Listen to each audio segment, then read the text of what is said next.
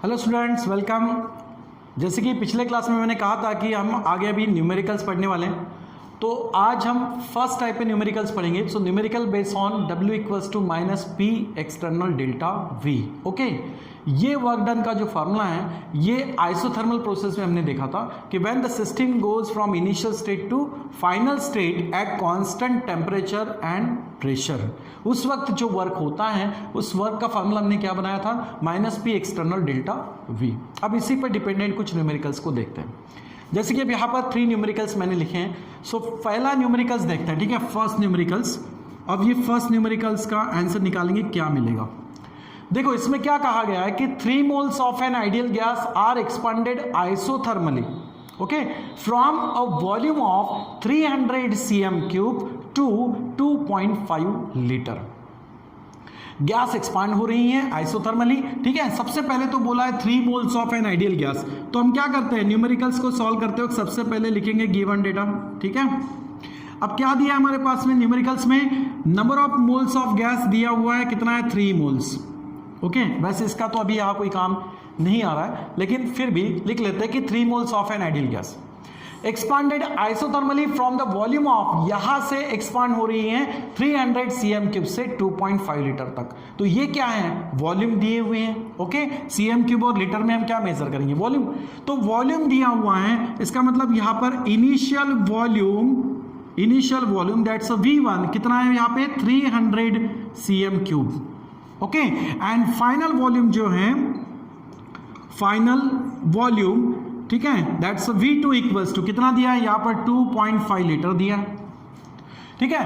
Eight 300 kelvin, ये जो भी एक्सपांशन हो रहा है उस वक्त टेम्परेचर कितना है 300 केल्विन पे, ठीक है। तो टेम्परेचर एक ही है, इसका मतलब कांस्टेंट है। Against the pressure of 1.9 atmosphere, pressure भी एक ही दिया हुआ है, इसका मतलब प्रेशर भी कैसा है, कांस्टेंट ही है। और जब प्रेशर कांस्टेंट हो ऐसे केस में अगर वर्क निकालना है, जैसे कि आगे बोला गया है, calculate the work done in litre atmosphere and joule, हमें 2 यूनिट्स में वर्क को फाइंड आउट करना है।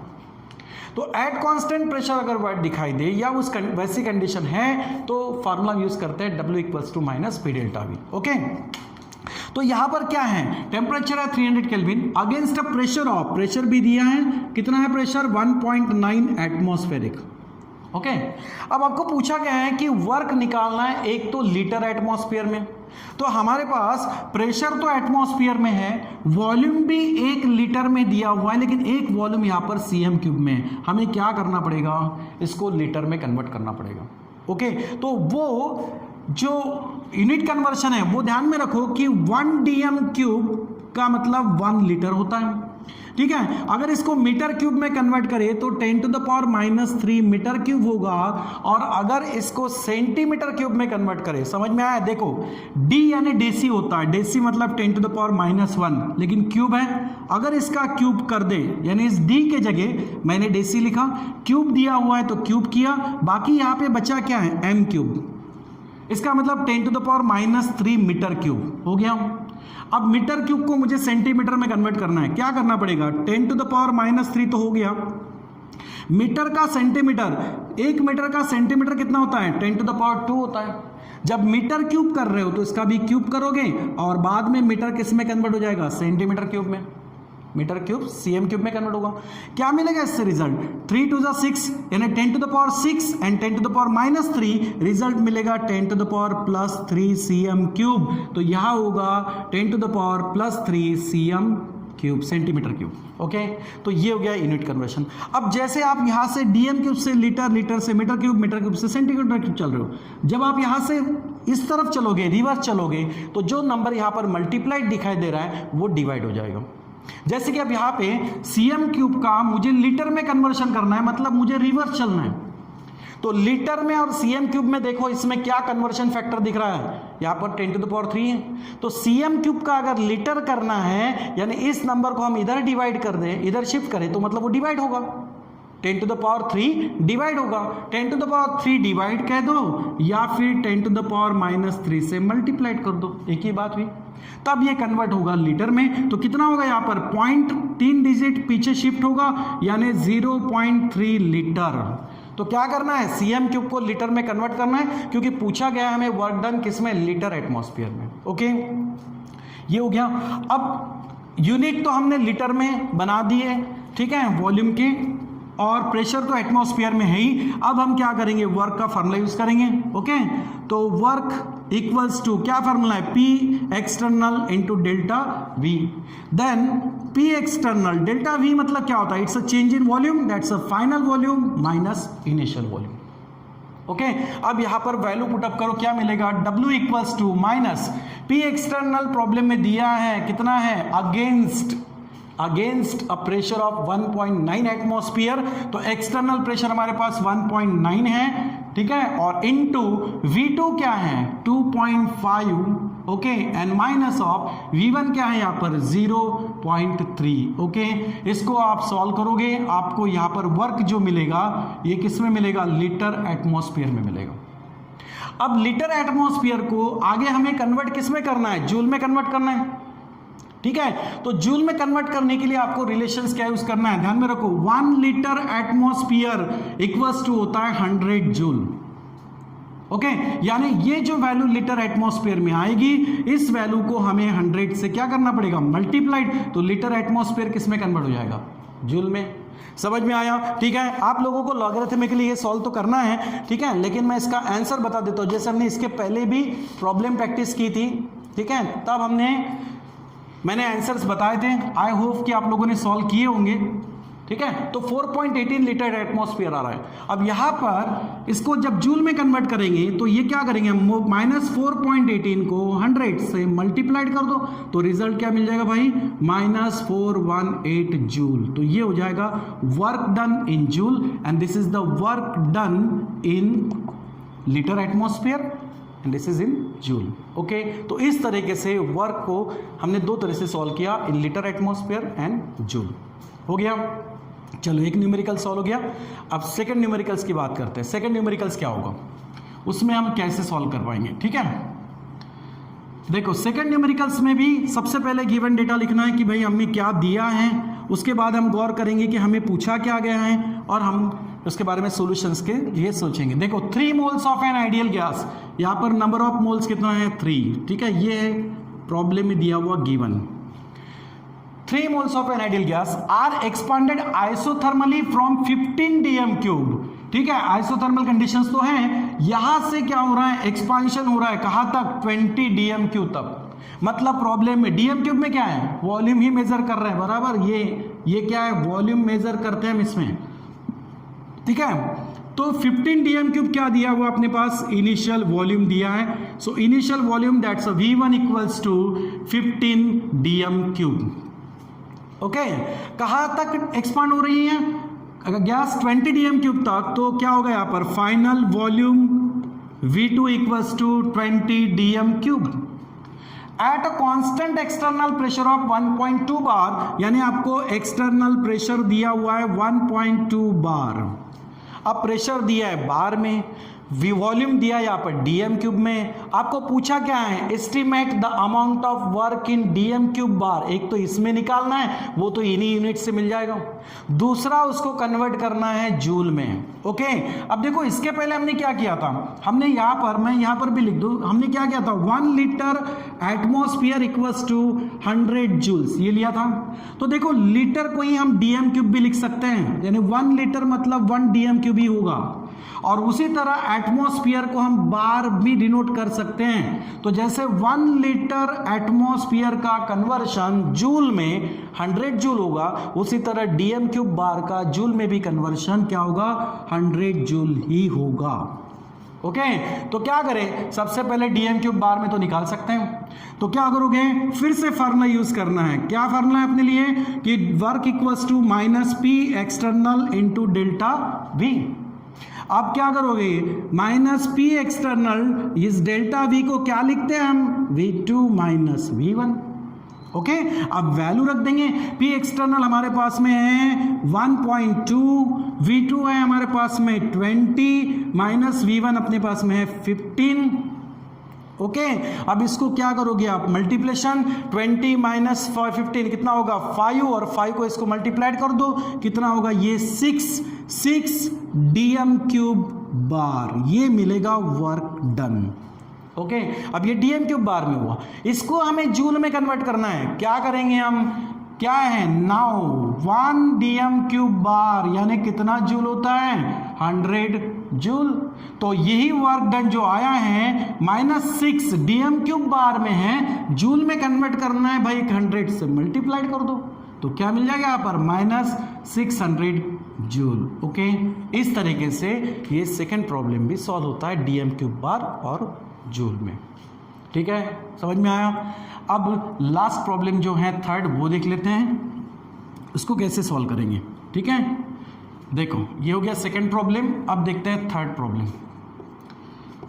इसको कैसे सॉल्व करेंगे। गिवन डेटा सबसे पहले तो आपको दिया क्या है वो देखो, 1 mole of an ideal gas, चलो number of mole equals to गया 1, इज कॉम्प्रेस। अब यहां पर कॉम्प्रेशन का एग्जांपल है, ये एक्सपांशन का था, यहां पर कॉम्प्रेशन दिया हुआ है। कॉम्प्रेस फ्रॉम 500 cm क्यूब, यहां से गैस क्या हो रही है, कॉम्प्रेस हो रही है। इसका एक इनिशियल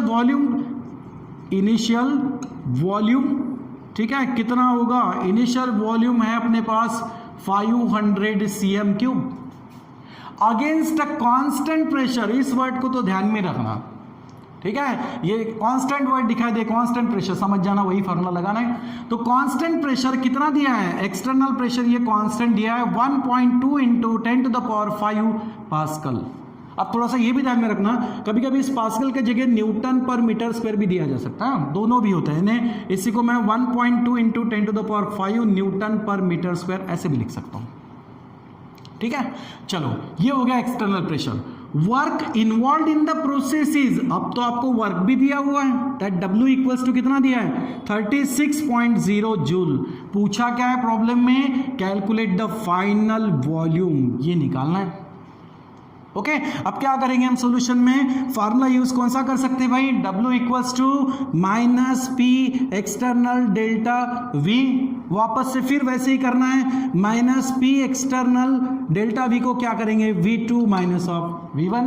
ओके, अब P एक्सटर्नल आपके पास दिया है, यहां पर कितना दिया है, 1 पॉइंट, ओके, P एक्सटर्नल दिया है -1.2 इंटू 10⁵ मल्टीप्लाइड V2 आपको पूछा है, तो एज इट इज V1 आपके पास दिया है 500 cm क्यूब। अब थोड़ा देखो प्रेशर के इसमें तो मीटर दिख रहा है, यूनिट न्यूटन पर मीटर स्क्वायर मीटर है, तो हमें भी क्या करना पड़ेगा, इस cm क्यूब को मीटर क्यूब में कन्वर्ट करना पड़ेगा। अब देखो cm क्यूब और मीटर क्यूब का कन्वर्शन कैसे होगा, ठीक है, वो वैल्यू में रखना है। देखो 1 मीटर इक्वल्स टू 10⁻² सेंटीमीटर होगा, अगर क्यूब करोगे तो 1 का क्यूब 1 ही होगा, यानी 1 मीटर क्यूब इक्वल्स टू 10⁻, इसका क्यूब कितना होगा, 10⁻6 cm क्यूब। अब मीटर क्यूब का cm क्यूब इतना होगा, cm क्यूब का मीटर क्यूब कितना होगा, रिवर्स चलना है, यानी 1 cm क्यूब इक्वल्स टू, ये जो है फैक्टर, इसको इधर क्या होगा, डिवाइड करेंगे तो कितना होगा, 10⁻⁻6, ठीक है, क्या होगा, मीटर क्यूब। अब उसी तरह इसमें अगर हम करेंगे cm क्यूब को, है ना, 1 cm क्यूब इक्वल्स टू कितना आएगा, ये डिवाइड होगा 10⁻⁻6 मीटर क्यूब। इसको हमें इससे क्या करना है, मल्टीप्लाइड करना है, तो cm क्यूब कन्वर्शन किस में हो जाएगा, मीटर क्यूब में होगा। ठीक है, तो यहां पर cm क्यूब का कन्वर्शन मीटर क्यूब में कर देंगे। ओके, तो देखो क्या होगा, 500 इंटू 10⁻⁻6, यहां दिख रहा है क्या, ठीक है, मैं थोड़ा नीचे यहाँ V1 की जगह यहाँ लिख देता हूँ, ध्यान में रखना। V1 इक्वल्स टू कितना होगा, 500 cm क्यूब का कन्वर्शन किसमें हो गया, मीटर क्यूब में, इन्हें 10⁻⁻6, ये हो गया मीटर क्यूब। हमें यही यूज करना पड़ेगा। क्या कर सकते हैं, इसको ये कर सकते हैं कि भाई -3 से इसको मल्टीप्लाइड कर देंगे तो 0.3 डिजिट पीछे आएगा। अब फिलहाल मैं वही नंबर रखता हूँ, जैसे कि 500 इंटू 10⁻⁻6, ये हो गया V1।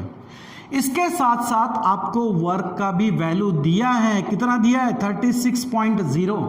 ये देखो जूल में है, एमकेएस में है, न्यूटन पर मीटर स्क्वायर ये भी एमकेएस सिस्टम में है या एसआई सिस्टम में है, लेकिन ये सीजीएस में था, इसलिए हमें सिस्टम ऑफ यूनिट सेम करना होता है।